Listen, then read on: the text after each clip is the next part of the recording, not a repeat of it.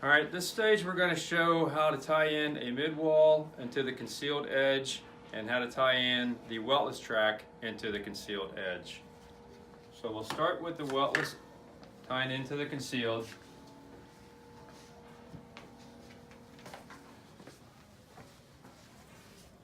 We're going to drop it down so that you can see what I'm doing. We'll do it at eye level height. I've got a level line and a plumb line.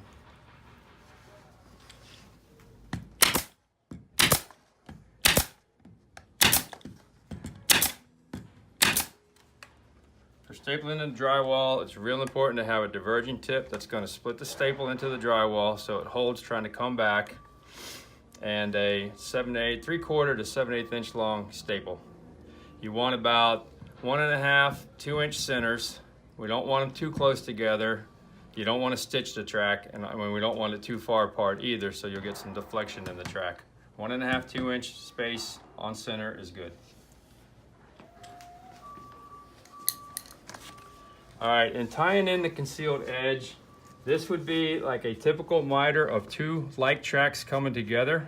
You have a nice transition here. However, the way the fabric reads, you actually have to have the weltless extend over so that this fabric line comes up here and transitions right into your tuck point on the weltless.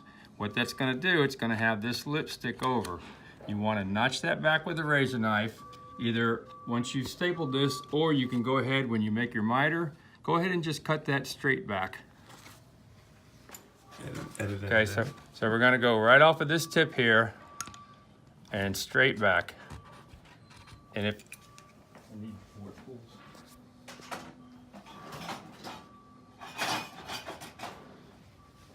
And if you're worried about damaging the wall here where it's visible, let's say you're just in the middle of the wall, just put your tuck tool there, and that will allow you to push against the tuck tool and not damage the wall.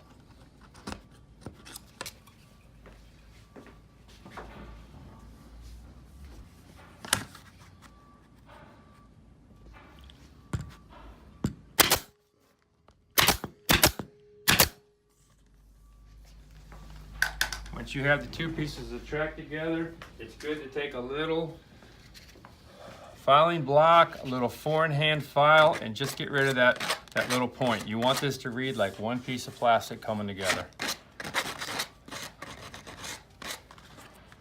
This is more important on an exposed corner. If you're tied up in a left-hand corner between a return wall and the ceiling, or base and return wall, then obviously that's not going to be visible back here.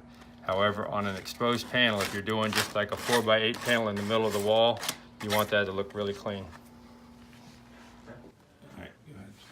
All right, we're going to set the fabric into the weltless. We want to leave the same amount over in order to keep the fabric straight. And you'd want to follow that distance across the top.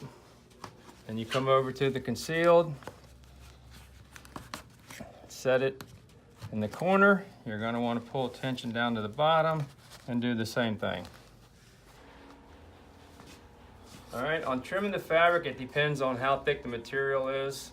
If it's real thick, you'd want to trim it to within 1/4. Medium is probably 1/2. And if it was super thin, you could be 5/8 to 3/4 over the track once tucked in where the teeth are holding. On the concealed, you want to get relatively close because you're tucking it up against the wall. On the corner, make sure you're tucked to the corner, both in the weltless and the concealed. And go ahead and trim that out of the way.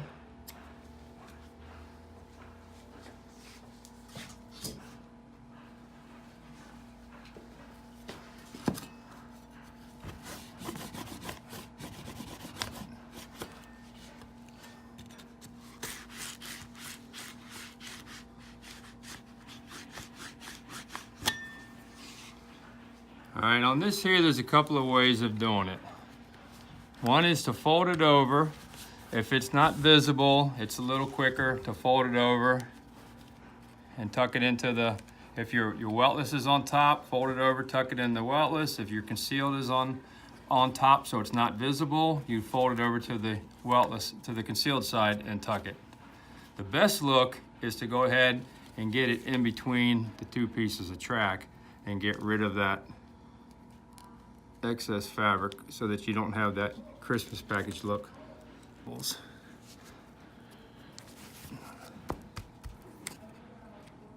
is what I like to use. Sure. On these corners, you can use the little 3/4 putty knife, but what I found is that just a flat tip screwdriver, a small one, works pretty good. And what you do, grab the fabric, twist it as you push. And what you're doing is you're opening up the gap and pushing the fabric in. And it works really well, just to push it right in that gap.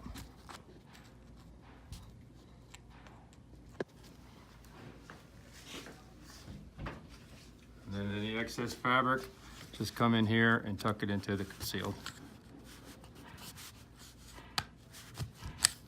And you can see why it's important to have the Weltless when it's mitered to be nipped back so this runs straight up. Otherwise you would have the Weltless hanging over, so when you eyeball it up this edge, you'd catch the lip of the Weltless track. So make sure you get it cut back